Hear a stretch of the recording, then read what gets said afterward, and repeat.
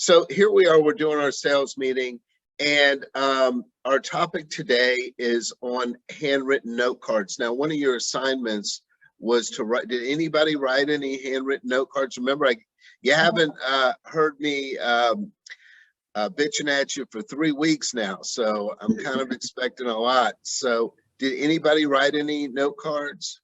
Yep. Yep. Okay. So I think it's a lost art, because we used to do them years ago, and then we haven't done them for years. And so now when you get one from a store or anybody, it really has a big impact. And I can tell you that out of the random cards I get over the year, that none of them are more beautifully written or touching as the ones that I get from Joyce. So I wanted her to share, because look, I mean, when I write a note card, it's like, hey, thanks for the trust. Let me know if I can help. I don't know what to write. So also, I'm going to share this this brief story. When I was 13 years old and I got bar mitzvahed, which if you're a Jewish boy is a big deal. And I got a bunch of gifts and all from the family. And my mom would make me, after dinner, write 4 thank you cards every night. And I just remember it like being torturous. Right now, it would take me, about 8 minutes. But I just kind of remember sitting at the kitchen table writing all these thank you cards.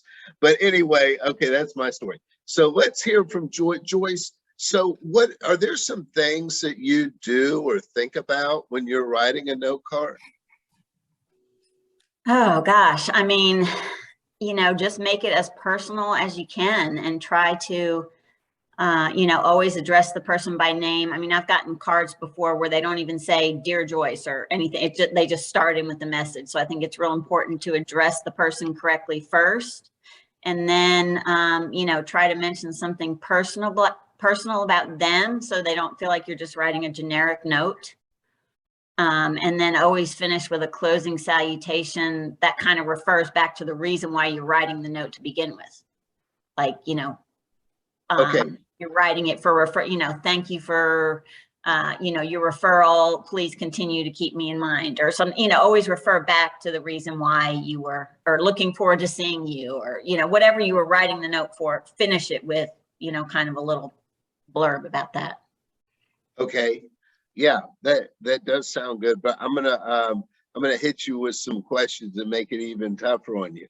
So, what about a strategy where you're writing a card and you hardly know them? So you met an agent at a luncheon and you talked for 90 seconds, and you don't really know that much about them. So it's hard to really make a personal connection. What kind of advice can you give for that scenario? I would just say, be brief but sincere, and let them know that you understand their time is valuable, and just express your appreciation to them for even giving you the time of day, because, people are so busy nowadays. So just kind of, stress that you understand, the valuableness of their time. You appreciate them. Thank you. You look forward to meeting them again. You can't really bring in anything personal, maybe because you don't know them, but just, I guess, stress, how much you appreciate them, and that, them giving you the time. And so if you were in that situation, so rewind back to when you're at the luncheon, are you thinking maybe in your mind, Joyce, hey, I may write this person a note, so let me see if I can make some sort of connection or ask them something, and then am I reading too much into that? No, I mean, you can try to find something out, personal about them that you might be able to mention later. But yeah, I mean, I always have that in the back of my mind, just trying to dig deeper into someone to learn a little bit more about that. I think we should always be a student of other people. And so, right. Try to learn any little tidbit that you can to kind of bring back to them. Right. So the easy ones to me are thank you notes, right? Something happened, they sent you a customer, they closed a loan, and then you write them a thank you note. But what about if you want to write somebody a note, but there's no happening? So let me give you an example. So let's say, we've been getting business from Tracy Roberson, and then all of a sudden 90 days go by and I don't hear from Tracy. And I can't call, I can't send a note that says, hey, Tracy, how come you're not sending me any more business? So so nothing literally is happening. So how do you write a note? What would you put in that kind of note? I would just start out by saying, you've been on my mind lately, and I was just checking in to see how you're doing. Is everything okay? Or let them know you were thinking about them, because, that warms your heart just to know that somebody's thinking of you, So just, I was thinking about you, or I had you on my mind and I want to touch base. I want to catch up, that kind of thing. Okay. Yeah. Yeah. That sounds good. And, so, and in that case, in my opinion, in that case, don't ask for anything, Right. So what about those like me that I have like terrible handwriting? I'm like a doctor who's just worked 48 hours. I mean, my handwriting is terrible. I mean, as long as it's not completely illegible, I think people just appreciate the effort, as long as they can read it. I mean, should I have somebody, so I could tell Joyce, I could jot it down on a Post-it note and tell, excuse me, Jessica, here, can you just write these couple of sentences on this card? Is that a good idea, or is that disingenuous? No, I mean, I think that's fine, because people don't know what your handwriting is necessarily. I mean, if it totally stresses you out about writing, there's sites online that you can go and they actually write the card in ink, professionally done, but it looks like it's handwritten. And those can be really useful to people and they also give you ideas on what to write, how to write. You can choose the handwriting style. They're really good. Have you ever seen one of those, Joyce? Does it really look handwritten, or it does? It okay. does. I got one from a site called simplynoted.com, and I have notes on all this that I'll send y'all after the call. But that one was really good, and it looks super authentic, and you can't tell that it's done by a machine or anything. It's actually pen and ink, and they give you example. They have tons of examples on there. If you don't know what to say, they have every kind of note you could ever write.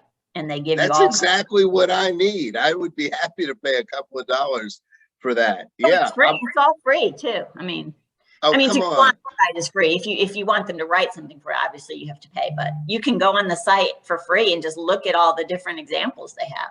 You know what I'm going to do? I'm going to pay to have one sent to me so that I can feel the paper and the ink, because I'm a nerd like that, and I want to see that it really feels. And I'm going to ask people on the street, in the hallway, hey, does this look handwritten? So that, to me, boy, that was a real, that was a little golden nugget there. Okay, so, just a couple more questions. So, so when you write a note, do you think it's always a good idea, if it's a business associate, maybe to a real estate agent, to put your business card in there? Or do you think that kind of makes it too salesy? I mean, it's not like they wouldn't know how to get in touch with you in this day and age. Right. In this day and age, people can find you. I mean, that can go either way. I think you just have to, every situation is different. Some people feel like it hinders that personal connection.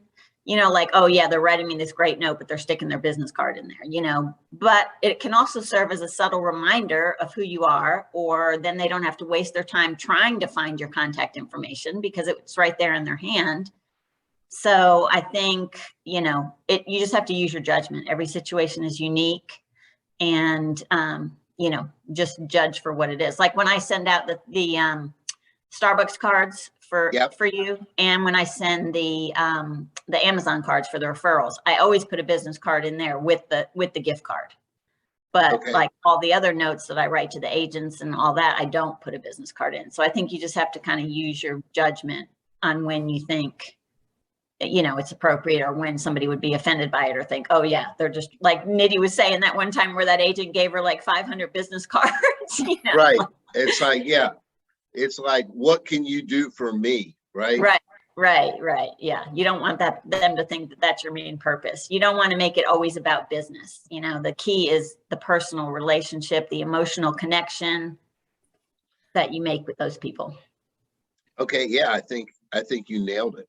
Are there times where it's just, better just to give them a phone call and then to send them a note?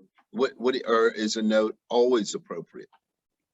I think a note is always best, especially nowadays. People are so busy. They rarely pick up their phone. And there's just never a mutually convenient time where it's convenient for you to call and it's convenient for them to talk. So rather than playing phone tag a million times and, whatever, trying to get in touch with them, just write a note, because you might call them and they could have 10,000 things going on in their mind while they're talking to you, and they'll just forget about the call as soon as they hang up. Where if they have a note, they can refer back to it. They can take their time reading it at their leisure when it's convenient for them. I just think a note is much better than a phone call. People just I find people don't like to talk on the phone nowadays. Mm-hmm. Yeah. Okay. So, I think you covered it like a blanket, and some really terrific insight. Does anybody have any questions for Joyce specifically? Okay, I see Nitty raising her hand. It's a stupid thing, but how would you send a handwritten note card to a realtor? Like, let's say I just met you today. How would I send you a handwritten note card when I don't have your address? I can always Google their office address, I know. But would you send it to their office address or to their home? That's hard because so many people don't work in an office nowadays, especially agents. The best thing, with Steven, it's easy because he lives right down the street from me. So I can just stick a note in his mailbox or, I don't know if you can drop it off at their office or, how convenient it is. But the best thing would be to send it to their home if you can find their home address. If not, because if I ask them, like, what's your home address? They'll be like, why are you asking the home address? And I'll be like, oh, I'll send you a thank you note card. Right. That and makes it if awkward. I don't ask them that, oh, what's your home address? And even if I Google and I am able to find their home address, they'll be like, oh, so you are stalking me? Yes, stalking me. Yes. So, okay. So, yeah. So I have a couple of thoughts, and none of them are complete. But so with people like that I know a little bit, it's not just the first meeting. So I make a joke and I say, can you send me your home address so I can send you a birthday card? And then may say, well, it's not my birthday. And I say, well, it'll be your birthday eventually, right? And so it's hard for somebody to say like, no, I'm not going to say, and then so you kind of try and make a little bit of a joke. The other thing is, if you're able to Google that person, and of course their name isn't like John Smith, and right. You can Google that person and find their address, I don't think that getting a card in the mail is under the stalking category. I mean, just seriously, that would never be a negative to me. It would either be somewhere in the spectrum of neutral to positive. I just can't imagine thinking, what a weirdo that he sent me a card in the mail. I mean, that's his, texting somebody who didn't give you their number is a little bit more creepy than, sending a mail correspondence is pretty light. So, the other thing you could do is call, if you have their office number, you could call and ask the person, like the receptionist that's there, because not their cell phone number, but their actual office number. You can say, I'm working with so-and-so and I need to send them a personal note. Do you happen to have their home address? I've done that before. You can do that. They probably won't give it to you, but maybe some of the time they will. And the thing is, if you accidentally send it to the wrong house, it's like not that big a deal. I mean, if you get a thank you note that says, hey, thanks for the shoes, Nitty, I really enjoy them. And you're like, what the hell is this? I mean, it's still not a negative thing, so, okay. Any other questions for Joyce? I wanted to share just kind of a personal note on Sure. how impactful personal notes are. So my son, who's 25 now, who, star football player, works construction, just a big beefy kind of guy. You would never think that he could ever write a note. Well, for every holiday since he was about 14 or 15 years old, he writes, better than any Hallmark card you've ever gotten. You would never believe the cards that he writes. And I would try to read one to you, but I would cry. They're that deep and emotional. And I wonder where he got that skill from. I don't know, but he's been doing that since he's probably 14 or 15. He's 25 now. Every Christmas, every birthday, every Mother's Day. And same thing for my husband, Christmas, Father's Day, birthday, my parents, his sister, all of us. And it's gotten to the point now where, we talk about Blake's cards, and people look so forward to those cards. Nobody wants gifts anymore. They always say, I just want a card from Blake, because it's so meaningful. It just means so much for someone to take the time to write their thoughts about you and, pour their heart into it. And, when it's sincere and you can tell that it's from the heart, there's nothing more meaningful than that. Well, I can tell a good mom when I see one. So, okay. So, we're going to move on. But Joyce, I think you covered it and gave us some excellent points. Thank you very much. I kind of have a summary of everything, and I have those 2 websites that you can use for handwritten cards. And I'll send that to you, Stephen, and you can forward it on to everybody. Okay, great. Thank you very much. So I gave you an assignment to listen to a couple of podcasts. Did anyone listen to the one about being the mayor of your town? Mm-hmm. And what do you think about that concept? And I especially think it fits you, Lauren. I like it. Apparently my husband heard me listening to the podcast and said that he actually has spoken with the gentleman who does it. I can't remember his name, but Right. Okay. not the one from Dunwoody, Matt. But yeah, I think that it's a great idea. I know that it would be myself who would have to get out of my own way, to go out there and do it. But at the same time, I think that and the other podcast kind of really helped me. Some of the tips that they gave about just making sure that Hold on. I'm going to come back to you on that one. Oh, okay. So did anybody else, Nidhi or Daphne, listen to the mayor of my own town? Yes. Mm-hmm. What did you think? I really enjoyed it. I like that he emphasized when he first got into the business, he didn't really tell people that he was a real estate agent. He kind of let it come up naturally through being the mayor of his town and talking about his favorite pizza joint and stuff like that. So it was very insightful because it was kind of in a way, and kind of tying it into something else that we had to do is kind of in a way the tornado effect from Jordan Harbinger, because he was making his job title kind of work for him in a way, but help other people in the same process, something that they could be interested in. And then it just his business kind of naturally just came to him.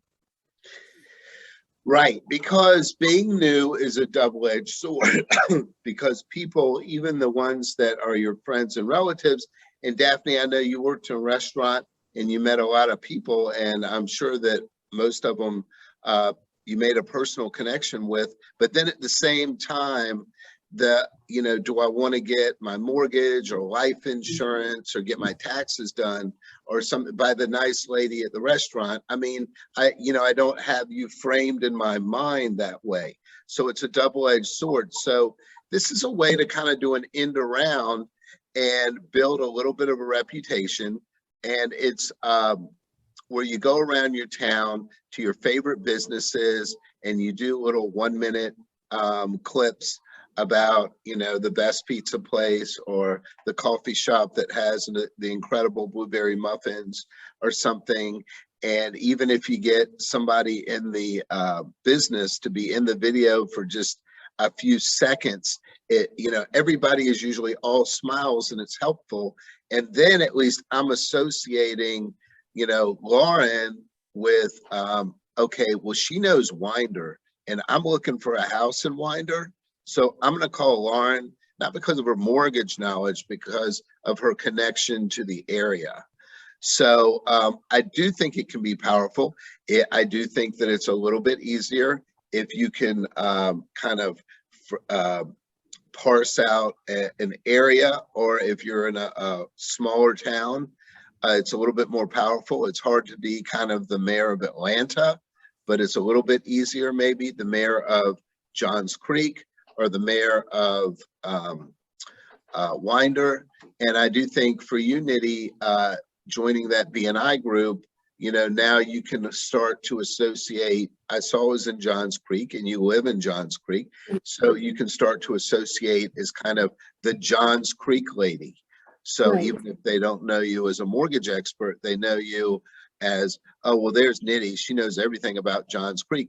And what's bizarre is you'll end up getting bizarre phone calls or text where people say, hey, Nitty, do you know a good dry cleaner that's near my house? And of course, you'll pretend like you're an expert on dry cleaners and make a suggestion, even though it's just something completely out of your scope. But Well, Nitty kind that's of did that. He did a post on things to do in New Year's in Alpharetta. Did you get a lot of Okay. people that responded to that, Nitty? I thought that was great. I mean, Yeah. No, two people just texted me. They DM'd me that it's a nice post. We can plan something. I was like, yeah, sure. So that's good. It's kind of, 2 or 3 people is a big success. Okay. So then the other one was just kind of a how to make videos. Yes, on YouTube. And Lauren, you said that you got something out of that?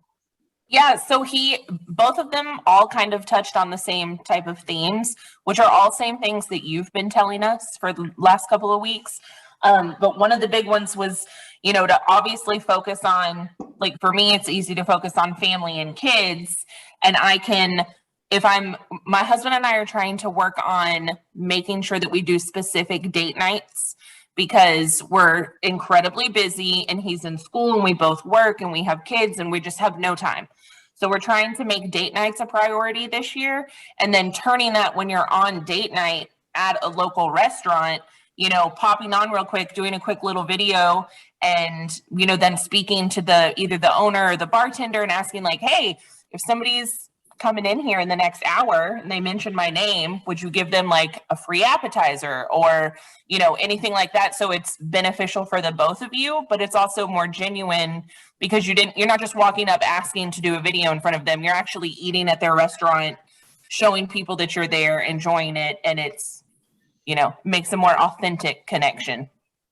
I think it's great. And, the thing is that all those issues that you have as a married person and a mom, and I say issues, but they're not really issues. They're just part of your life. And everybody has that. I mean, 80% of couples have that we should do date night thing, and some of them do and some of them don't. And Nitty, have you ever had that talk with your husband, like we should do a date night? He always does it. I don't do it. He's the one who would always be Okay. like, shall we go on our date night? I'm like, no, not today. Maybe next month we'll think about it. Okay, but sometimes it's a household topic. And Right. yeah, same with my wife. I mean, we don't have kids, and you would think, oh, well, you guys are going out all the time, but it's really not the case. And that those little things that you're going through, everybody does, and they're really connection points. So good. Anybody else watch or get anything from that video? Yeah, I really liked, it was kind of in the beginning of the video where he was saying that you make the videos kind of for yourself and for future viewers, because you can't dwell on the fact that or delete it or anything if you don't get any likes or any comments or not that many views. Like the videos are there for any future audience that you have, and then they go back and they watch them once you have an audience. That's exactly right, because part of the getting to know somebody in the year 2022 is we're going to Google them. So it doesn't matter whether somebody refers you their podiatrist or their their hair beautician.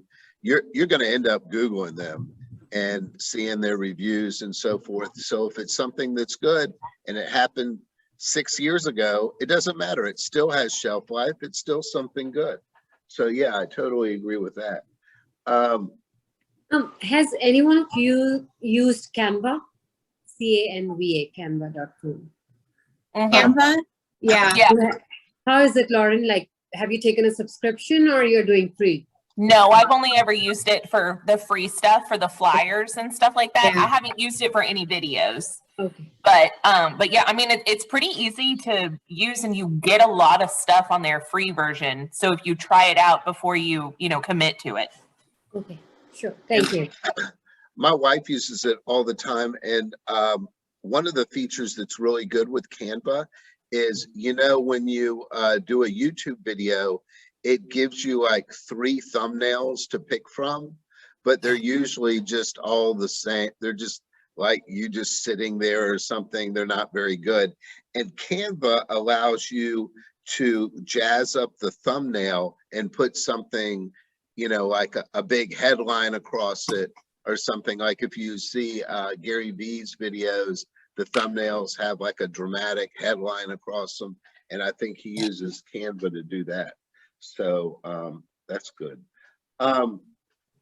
Okay, so let's talk about, let's talk about that Jordan Harbinger's tornado technique and reverse tornado technique. And basically what he's talking about is an elevator pitch. So, so Daphne, give me your elevator pitch. Hey, Daphne, what do you do? I don't know. I like to help people, and by doing that, I help them by navigating their home buying experience, and I can help you if you're looking for a home, or if you're looking to refinance and save some money. I'm here for you, basically. Yeah. Okay. Needs work, but yeah. Daphne, So- those were the lines that I was planning to use. Sorry. Okay, well, all right. So I'll make that a 2. And then, so Lauren, give me your elevator pitch. If I just met somebody in the elevator and they asked what I did, I would say that I work in mortgages and I help make home ownership dreams come true. Okay. So there's a super simple formula that I was taught a long time ago that I think is good. And it's basically, I help blank do blank utilizing blank. And that's basically it. So it would go something like this. So I help first-time home buyers buy homes with small down payments. So it's kind of like, so here's the group. I'm helping these people do this thing, which is buy a home, utilizing this, which is small down payment. I help home buyers who need to find a home quickly. That I help home buyers who need to get pre-qualified for a mortgage in a simple way. So anytime you use the word easy or simple, it like draws people's attention because everybody wants easy and simple. So Daphne, give me something a little bit better now. Well, I'm going to kind of steal yours though, because No, go ahead. I'm actually going to do the first-time home buyer thing. So Okay. I help. So Daphne, what do you do? So I help first-time home buyers who are having trouble figuring out their finances and if they can actually afford a home. get educated and know and more confident about buying a home with a smaller down payment. Okay, now say it again with half as many words. Okay, I help first-time home buyers become more educated about the home buying process. Okay, and then the third thing you need to say, in a simple way. In a simple way. Yeah. Okay. Yeah. Oh, now I'm sold. Yeah. Okay. Great. So what? So what about you, Nitty? You work a little bit more with an upper scale market. So what could you say? Hi, I'm Niti. I work as a loan officer, and my job is to make sure that my customer have their best experience in the mortgage. Or to What or if you said, maybe Mindy, what if you said you help people have the best experience in more rather than I am a mortgage, like I'm Nitty and I am a mortgage off, I help Sure. people. I like how Steven started all of his that with I help people. I think right away people are gonna go, oh, you're helpful. What do you help people do? Daphne, I help people navigate the home buying process in a simple way that they can understand. Okay. So I Nitty, think for somebody with a higher budget, and they are, you would have to explain that you are trusting also, because they have higher balances in their bank account, right? So they don't want all that exposed. I don't know. That's just my thought. no, I see. So something to the effect of, I help people get approved for the best mortgage in a confidential and trusting way. Mhm. So something like that, Nitty. We're not gonna maybe come up with the perfect thing in 35 seconds, but something like that. You have to think about what's important to your customer base. Is it privacy, confidentiality, or is it security, or is it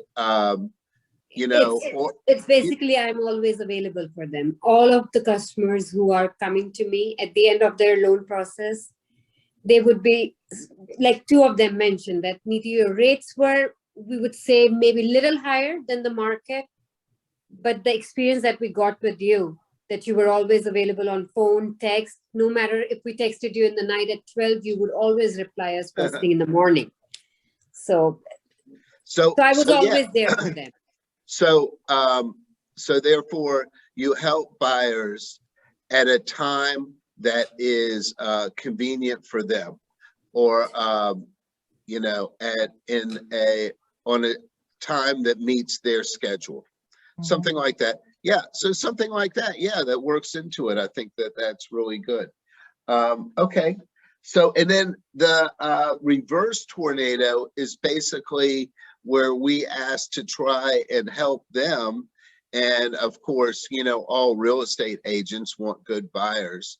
So we can say something to the effect of, so what type of buyers do you like to work with? How can I help you? And, most of them will say things like they love working with first-time home buyers, or they really feel confident in the North Fulton area, or anything in North Atlanta, or, that sort of thing. And it's just to spark them talking.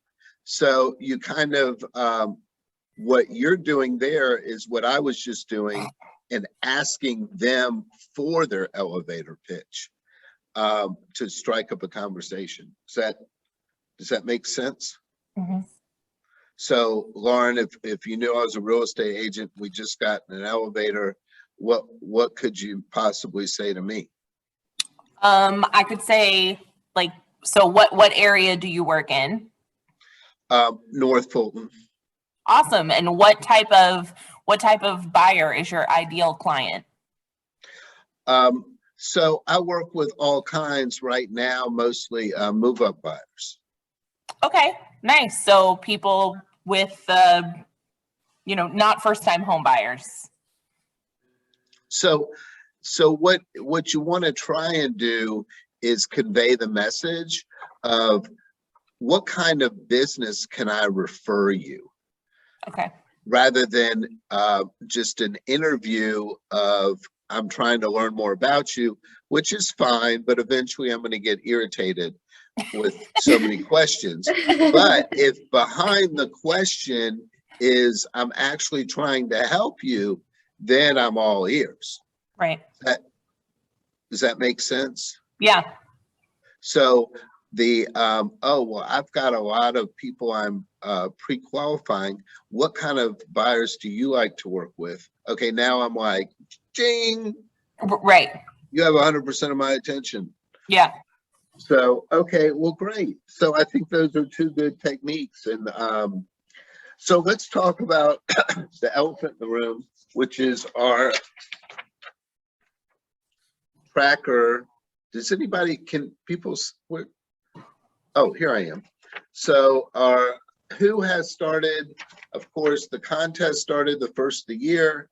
Who has started using the loan officer activity scoreboard? I have. You have Nitty. So tell me basically what yours looks like. What are you hitting on there? But I'm not meeting my daily goal. I haven't met it for last 5 days. Okay. So Monday the was day's my not over. The day's not over. The day is Okay. not over. I am meeting one realtor today, so it would put me to 25 points more today. If Okay. she meets me. Yes.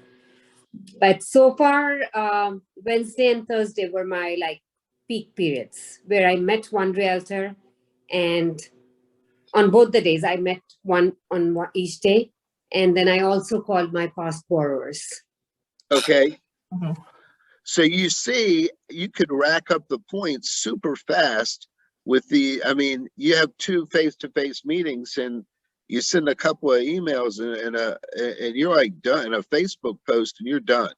So it's purposely weighted so that the more personal contact, the more points you get. Lauren, how are you doing with yours? I mean, I'm doing pretty good. Kind of the same as Needy. I'm not at my weekly goal, but I did take an application yesterday, and I've been trying to post on my Instagram every day. Okay. And I have a face-to-face meeting with an agent and a hopeful client on Sunday. So, Okay. yeah. Mm-hmm. All right, you're meeting, those are 2 different meetings or the same meeting?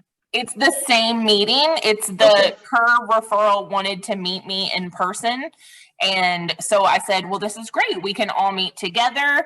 And, then I get both of them. That's exactly right. Then you doubled. I mean, you're almost done for the day after that one meeting. So I don't think that this is like too burdensome.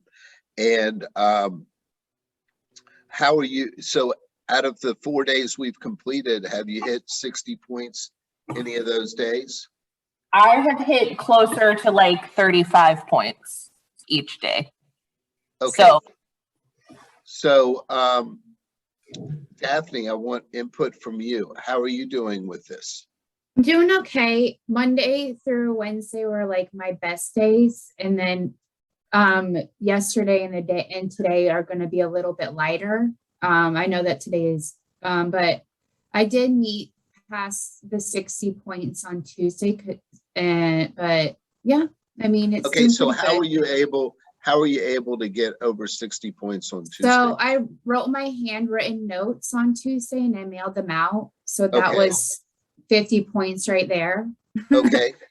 And then I made a goal for myself to cold call at least 5 agents every single day and ask them for new business or how I can help them. Okay. And so that's 5 right there. And then my social media posts on Tuesday. Okay. Yeah, good. I mean, that's how it works. And, you've got about 7 or 8 different line items. So, you have to find your comfort and what your zone is and really hit hard on that. I am a believer in, and we're going to, it's kind of the next chapter in Gary's book.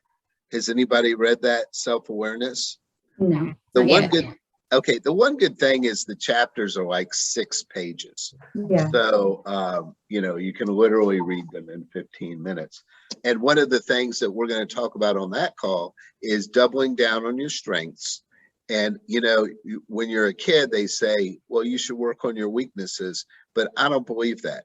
You're better off to double down on your strengths. And I think you'll get farther in life. But anyway, we're going to have that discussion later. So, all right, who's ready for the infamous 10 questions? Ooh. Are you ready? Yes. And Joyce, you can jump in if you know the answer, although you can't jump in until question number 2. Okay, so what is it called when a VA appraisal is ordered and you're warned that the value may come in short?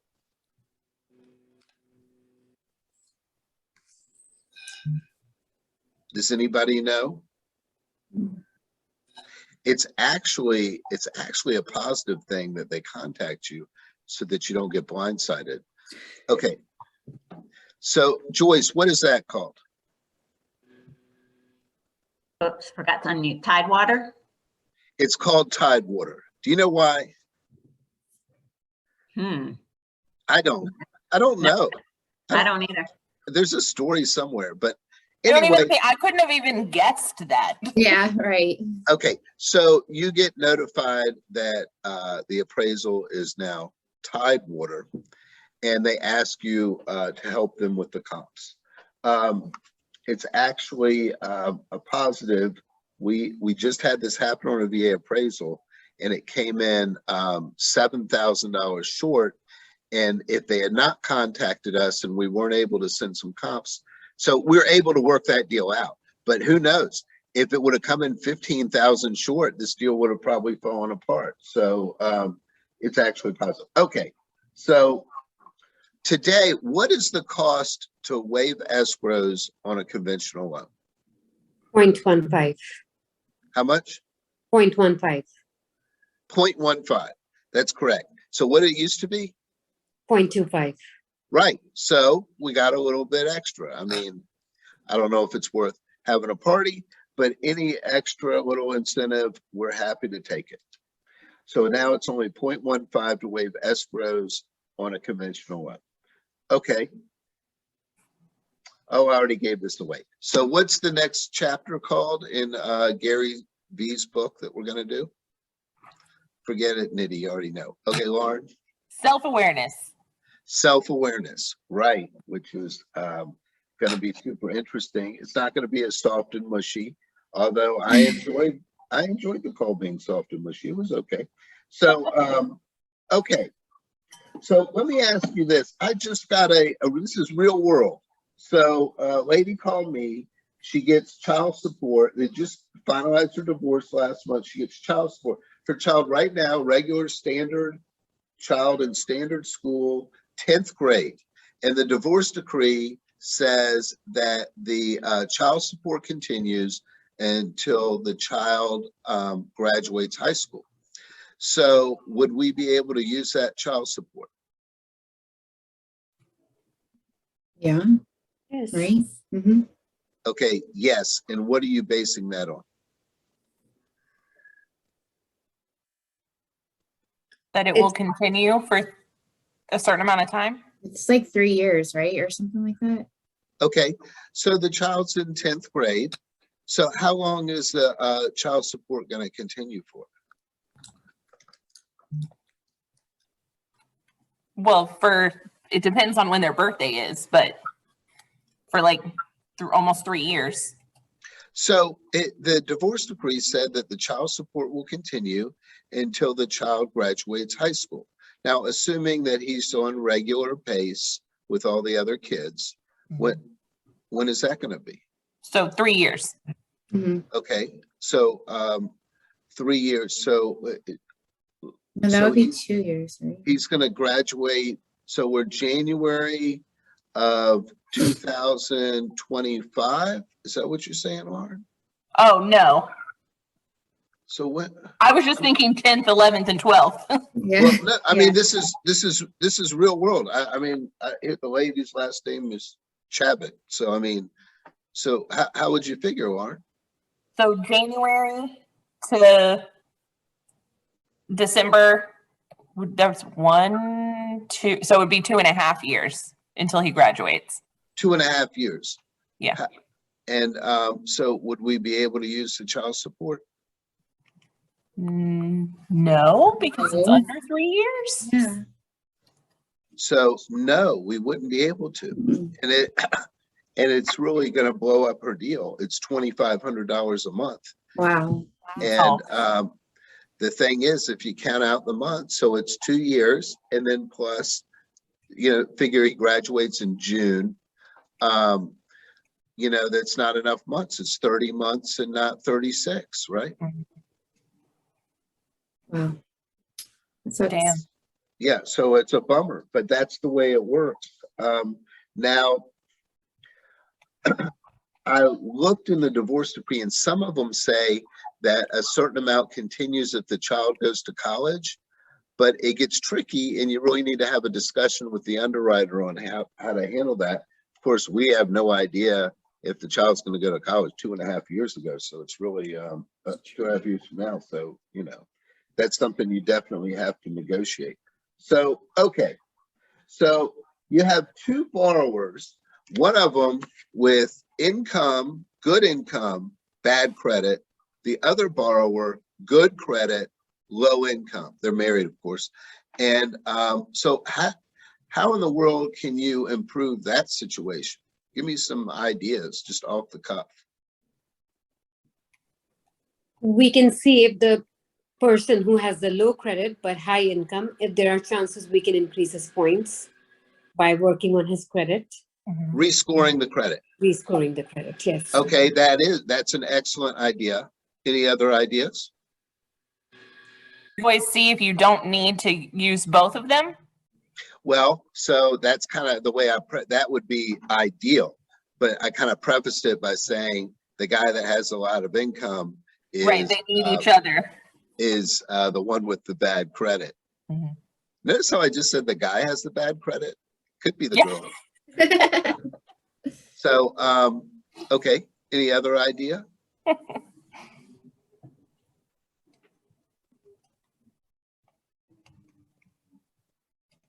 Well, wouldn't it just be like an average of both of their credits to apply for the mortgage, for the loan? So Lauren, would it be an average of their scores? No, it's the lowest of the middle scores. That's exactly right. So yeah, you can't. You can't. I once told a borrower, it's like their credit is a delicious bowl of soup, and their wife's credit is like one drop of poison. So now the soup's no good. So, okay. So that's not an idea. So give me one more idea, maybe.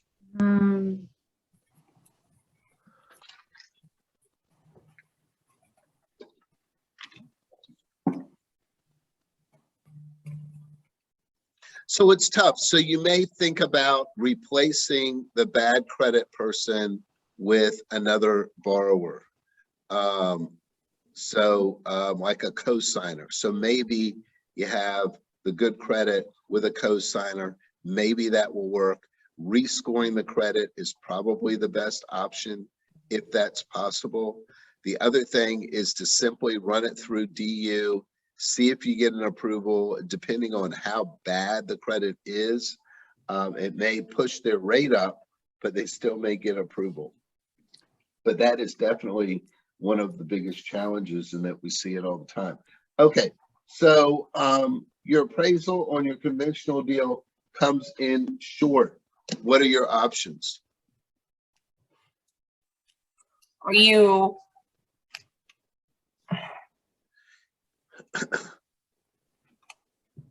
they could bring more money to the table to cover the appraisal difference? Yes, that is an option. What else?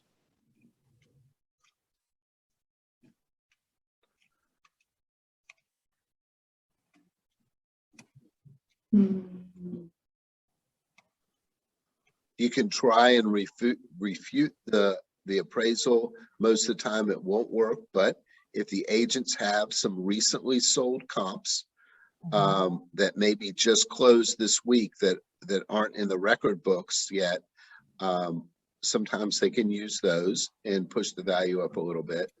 The seller can come down in price, or the buyers and sellers can meet in the middle, or if there's an appraisal contingency, then the buyer can terminate the contract and get their earnest money back. So those are pretty much all of your options. So, you know, as a corollary to that, an agent sends you a contract and says, hey, we're waiving the appraisal contingency. So do we still need to order an appraisal? I mean, the contract no longer requires.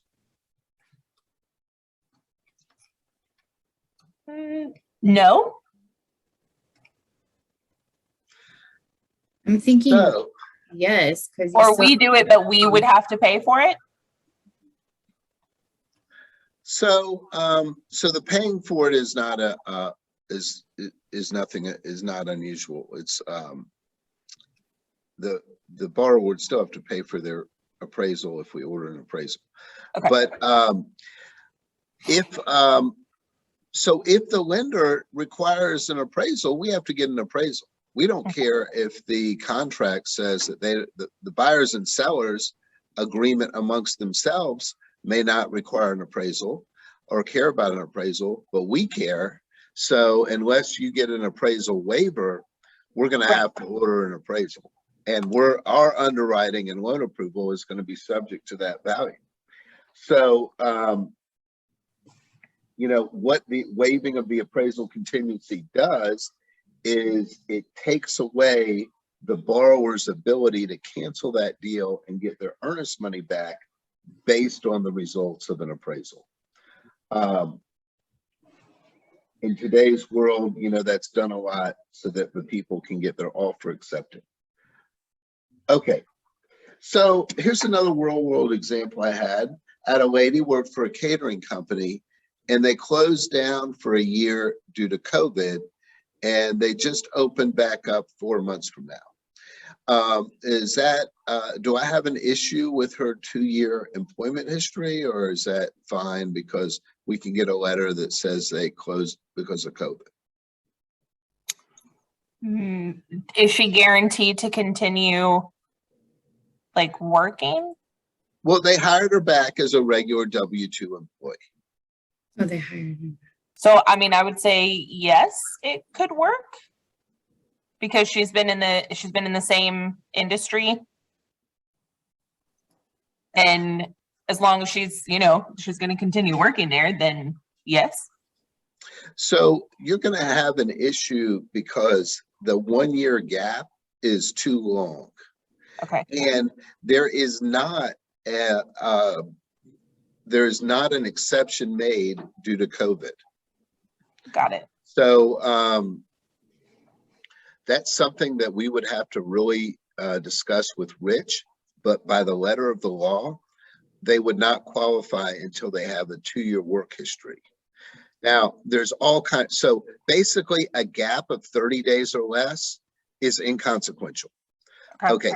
And then if it's a higher paid salary, then we're going to allow a larger gap because it takes a little bit longer to get another job that pays $140,000 rather than an entry-level job that pays $38,000. We know that, so we're going to give them a little bit more time. But certainly a year is just too much time to take off.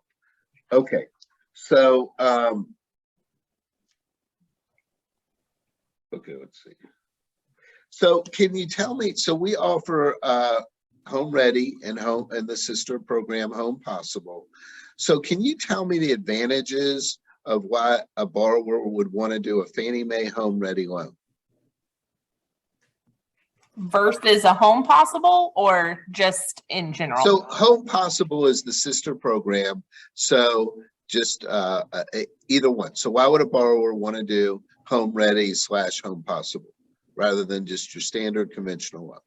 Lower down payment Okay.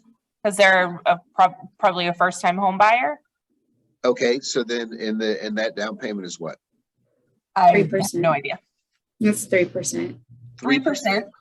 You should know that. So 3% down is one of the advantage. What else? There's also a 3% down conventional, regular conventional. So what advantage would Don't they have like lower rates and lower PMI? Okay, so you nailed one of those, the lower PMI. So if you do 3% down on a standard conventional, the PMI is pretty steep because it's, they're based on LTV.